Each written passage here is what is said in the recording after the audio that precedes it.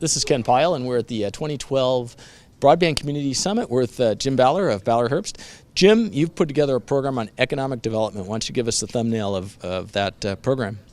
Well, we had a program last year on economic development. It was a full-day, multidisciplinary program on economic development. This year, building on the success of that program, we're going more than a day and a half on the same subject. Economic development is a complex matter. It's not a single formula. You invest X amount, you get Y economic development back. It's a very challenging thing to do. Our nation needs jobs everywhere, particularly in the heartland, in urban areas, and broadband has a very significant role to play in that as a driver and a platform for economic development to happen. But broadband alone is not sufficient for economic development. So what we have done is to bring together experts from many disciplines from across the country who work on pieces of it. We're going to try to mix and match, get them talking, get them thinking, get them interacting with the audience, and seeing what we can learn that will enable us to advance faster than we might otherwise in this important area. And I'm inferring from what you just said is that you're not looking just specifically at urban or rural, it's everything? Everything. That's why our program is going to take as long as it is. Actually, we could easily take twice, three times the amount because we're just beginning. There are different regions that have different approaches. We're going to look at regionalism. We're going to look at community broadband. We're going to look at the role of gigabit networks, how you get to gigabit networks, what's happening across the country. We've got people from multiple government entities at all levels. We have a special interview with the Undersecretary of Rural Development in the Department of Agriculture, who'll be doing a special interview with us.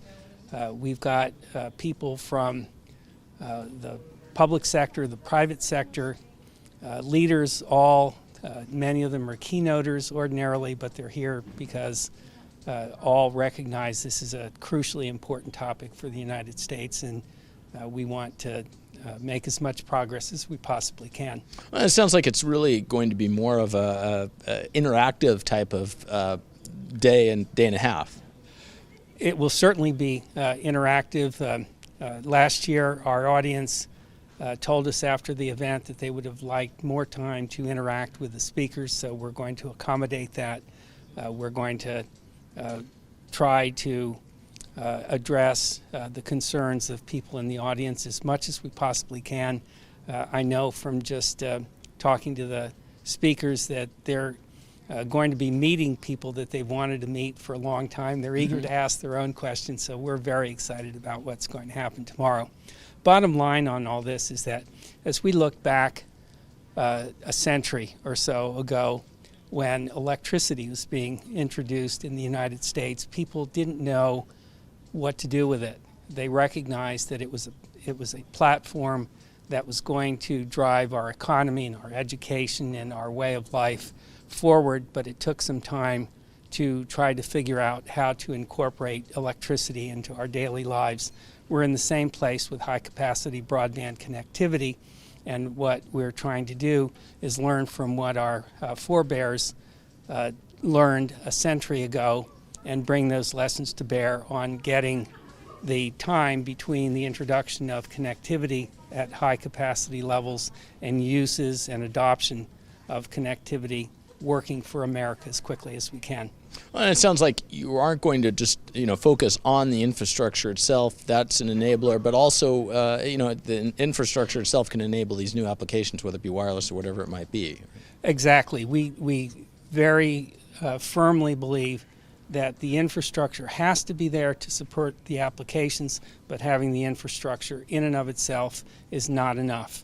And so we're asking the question, if you have the infrastructure, what can you do with it? How can you use it? What else do you need to round out the equation? It's, I can envision, do you remember the movie Frankenstein, where Dr. Frankenstein yells, "It's alive, it's alive." Economic development is what we want to bring to life, and we don't know exactly what that formula is that will take the infrastructure, all of the body parts, the electricity to make it run, and suddenly we bring it to life. Well, that has happened in many, many places across the United States. We have leaders from those communities who will tell us what it took, what that moment was when everything came together, and economic development, job creation, new employers coming in, existing employers staying.